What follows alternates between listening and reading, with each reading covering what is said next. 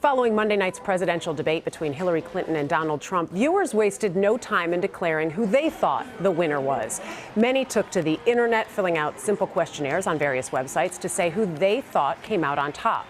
Results were understandably mixed depending on the website that you were viewing. And with me now on set to break down what all of this means is CBS News elections director Anthony Salvanto. So Anthony, Trump's campaign saying they won and they have the polls to back it up. But what are these polls that we're talking about here? Oh, yeah, the post-debate spin, right? It goes on for days and days. Look, this is a great time to talk about the difference between scientific polls and unscientific polls. Now, there's no question Donald Trump supporters probably feel like he won, right? Right. And sure, they're fervent in their view. What you want to do is look at, as you said, if you just put out a poll on a website and folks can go to it and they can vote as many times as they want, right? Right. So you don't know exactly who's taking it and who doesn't. That is very different from a scientific poll where you've got very purposefully a representation of all kinds of people from all over the country of all different stripes. Here's an example, okay? Let's suppose I went right now and said, I wonder who everybody's favorite football team is. Okay. So I'm going to go down the street here. I'm going to go to Giant Stadium. I'm going to stand outside Giant Stadium and ask people, hey, who's your favorite football team? Well, I'm going to think everybody in the world is a Giants fan, right? Well, the good people in Dallas and Green Bay are going to have trouble. Go to Cowboys Stadium, you get all Cowboys fans. Exactly. Yeah. So what you want to do, that would be an example of a poll where you don't have a representative sample. And that's what we're seeing sort of right now. And that's what you can very well get in just an open web survey like that. Right. The difference, whether you do it by phone or whether you do it online, is when they make sure that everybody gets a chance to be in and everybody gets a chance to be represented from everywhere. Right. And then you get a scientific sample. That's the difference. We'll see those polls soon. Have we seen any examples of a real scientific poll at this point? There are a couple starting to come out. There's one from YouGov out where it looked like more people felt that Hillary Clinton had won.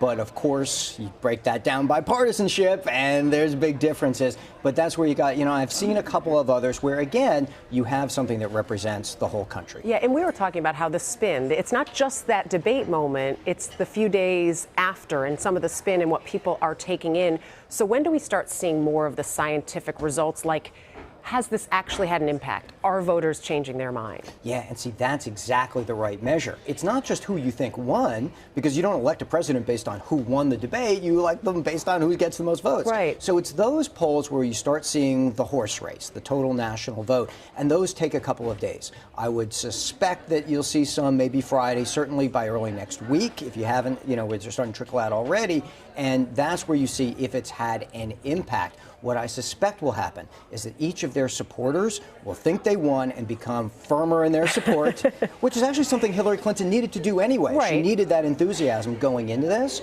so she had to shore up that support. And then if the horse race moves, then you see it had an impact. I know we always ask the question, how important is this debate for the candidates? Do we really see a huge bump? And maybe it just depends election years. Do we really see bumps from debates, support changes, big ones? A little bit. Not a huge amount, and it usually is a bump that doesn't last because it's usually based on that enthusiasm. Hey, my candidate won. That means I'm definitely going to vote, right, as opposed to a switch in support. This year in particular, there are so few undecided voters that there just aren't that many people to move. Yeah. And so, each debate will be important.